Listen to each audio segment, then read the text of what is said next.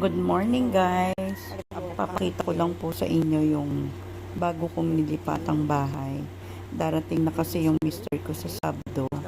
So, lumipat kami dito, hindi ko alam. Meron pala kaming puno ng avocado.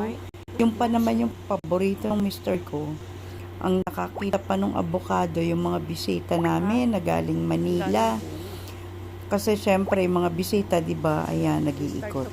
So, sila pa yung nakakita na may avocado pala kami. Ayan, yung manugang ko, mga anak ko, tinulungan nila ako maglipat dito. Ito yung gusto ni Kano, yung magkaroon kami ng backyard. So, guys, yan yung ang sarap pagandahin para malibang din ako araw-araw. Meron na kaming gagawin, pwede na kami magtanim ng kung ano-ano. Meron na rin akong tanim dyan, mga nakasabit like eggplant, kamatis, kalamansi. Sa susunod na vlog ko po, papakita ko sa inyo.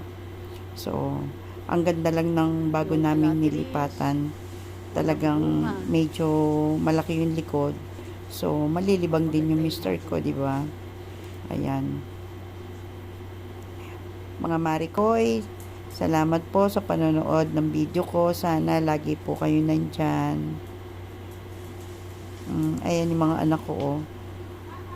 Biro mo, ilang araw na linisan, ilang araw na nagsusunog kami ng mga tuyong dahon.